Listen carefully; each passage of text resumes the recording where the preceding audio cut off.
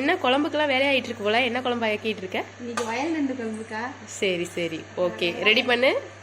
என்னென்ன ரெடி பண்ணி வச்சிருக்க? ஃபர்ஸ்ட் வெங்காயம் அரிஞ்சு வச்சுக்கிட்டேன். ஓகே, கத்திரிக்காய், ஓகே ஓகே.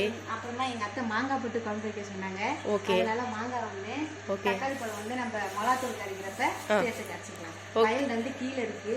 ஓகே, அதை கொதிக்கிறப்ப காட்டுறோம். ஓகே. இப்போ அடுத்தது புளி மிளகாத்தூள்லாம் போட்டு கரைச்சி தனியாக வச்சுக்கணும். ஓகே, கரைச்சி வச்சிடுறீங்களா?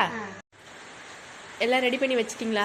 எல்லாம் ரெடி பண்ணி வச்சாச்சுக்கா. குழம்பு கூட்டி தனியாக வச்சாச்சு. ஓகே, சட்டி வச்சாச்சு. எண்ணெய் ஊற்றிக்கலாம். ஓகே, ஆரம்பிச்சிருங்க.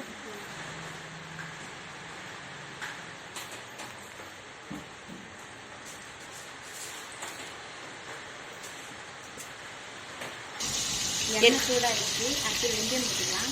ஓகே, நறுக்கி வச்சுருக்க வெங்காயம் போட்டுக்கலாம்.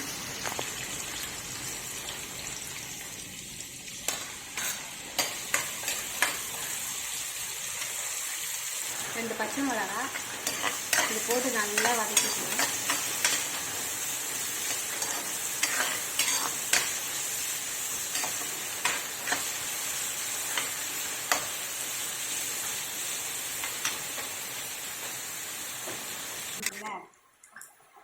வெங்காயம் நல்லா வதங்கிடுச்சு.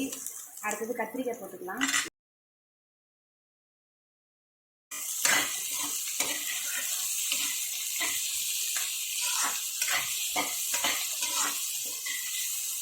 சரி, சும்மா சமைச்சிட்டு இருக்கிறதுக்கு இந்த வயல் நண்டு குழம்போட மருத்துவ குணங்களை பற்றி கொஞ்சம் பேசிகிட்டே சமைச்சிங்கன்னா யூஸ்ஃபுல்லாக இருக்கும். வயல் நண்டு வந்து சளி பிடிச்சவங்கலாம் நல்லா சாப்பிட்லாம். இந்த உடம்புக்கு ரொம்ப நல்லது. அது மழை டைமில் தான் நல்லா கிடைக்கும். ரொம்ப கிராமங்களில் வந்து இன்னும் நிறையாவே கிடைக்கும். நாங்கள் இருக்கிறது கிராமம் தான். அதனால் எங்களுக்கு பக்கத்துலேயே ஒருத்தவங்க வந்து கொடுத்தாங்க. அதனால தான் நாங்கள் உடனே வீடு எடுத்து போடுறோம். நாங்கள் எப்படி செய்கிறோன்னு பார்த்துட்டு நீங்களும் இந்தமாரி செஞ்சு சாப்பிட்டீங்கன்னா சளிக்குலாம் ரொம்ப நல்லது. சரி, இது வந்து எப்படி கடல் நண்டு மாதிரியே தானே இருக்கும்? டேஸ்ட்டு கொஞ்சம் டிஃப்ரெண்ட்டாக இருக்கும். இல்லை, இது கொஞ்சம் டிஃப்ரெண்ட்டாகவே இருக்கும். கடல் நண்டோட இது இன்னும் நல்லா டேஸ்ட்டாகவும் இருக்கும். இந்த குழம்பு கொஞ்சம் தண்ணியாக வச்சா நல்லா இருக்கும். கடல் நண்டு கொஞ்சம் கிரேவி இன்னும் கொஞ்சம் நல்லா கெட்டியாக வச்சிங்கன்னா அது ஒரு டேஸ்ட்டாக இருக்கும். சரி, நிறைய பேருக்கு இந்த நண்டை பற்றி தெரிஞ்சிருக்கும். சில பேர் இந்த நண்டை சமைச்சிருக்க மாட்டாங்க. நீங்கள் சொன்னீங்கன்னா இந்த மழை காலத்தில் நிறைய பேர் இது சாப்பிட்டு மருத்துவ பயன் அடைஞ்சிக்குவாங்க. ஆமாம். இப்போ கத்திரிக்காய் நல்லா வதங்கிடுச்சு. இருங்க, அதை குழம்பை ஊற்றுறதுக்கு முன்னாடி இந்த குழம்பை எப்படி ப்ரிப்பேர் பண்ணீங்கன்னு சொல்லிடுங்க. 2 ஸ்பூன் மிளகாத்தூள் போட்டிருக்கேன். 2 தக்காளி, ஒரு லெமன் சைஸ் அளவுக்கு புளி எடுத்து கரைச்சி வச்சிருக்கீங்க. புளி கரைச்சி அதில் 2 தக்காளி, 2 ஸ்பூன் மிளகாத்தூள், குழம்பு மிளகாய்த்தூள், உப்பு ஆட் பண்ணியிருக்கீங்களா? கல் உப்பு, தேவையான அளவு, மஞ்சத்தூள், இதெல்லாம் கலந்து வச்சிருக்கீங்க. இப்போ இதில் ஆட் பண்ண போறீங்க. ஆமாம். ஓகே, போட்டாச்சு. குழம்பு கொதிச்சதுக்கப்புறம் தானே மாங்காய் நண்டெல்லாம் போட போறீங்க? இல்லை, இப்போ வந்து நாங்கள் அந்த மாங்காய் வந்து குழம்போடையே போட போகிறோம். ஏன்னா அந்த மாங்காய் வந்து கரையாது. சரி, கொஞ்சம் இதாக இருக்கும். அதனால குழம்பு இது கூட்டுறப்பவே இதையும் மாங்காயும் போட முடியும். இது உங்கள் வீட்டு நம்ம வீட்டில் காய்ச்ச மாங்காய்.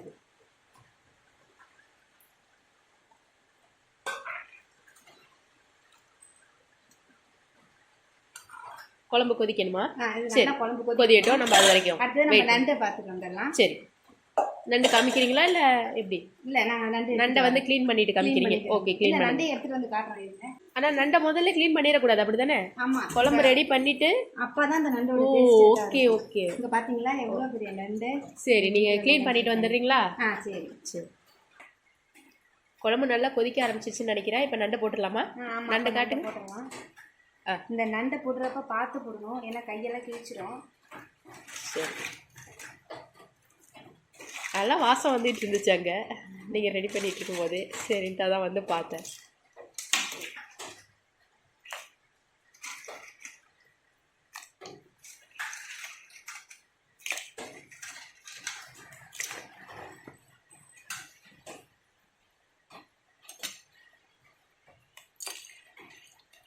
நண்டை போட்டாச்சு. நண்டு நல்லா வேகட்டும்.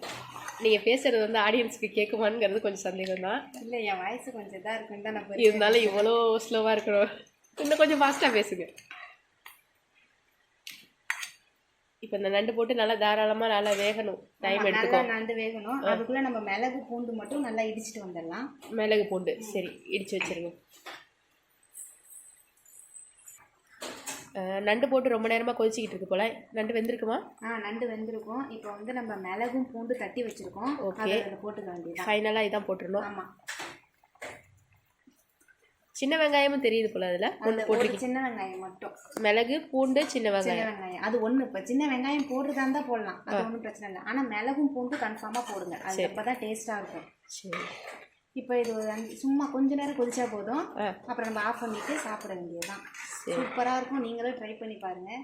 நம்ம அடிக்கடி சாப்பிட்ருக்கோம், நமக்கு சொல்ல வேணும், நம்ம டேஸ்ட் பார்க்கணுன்னு தேவையில்ல. இதை ட்ரை பண்ணிவிட்டு அவங்க சாப்பிட்டுட்டு கமெண்ட்ஸில் எப்படி இருக்குன்னு சொல்லுவாங்க.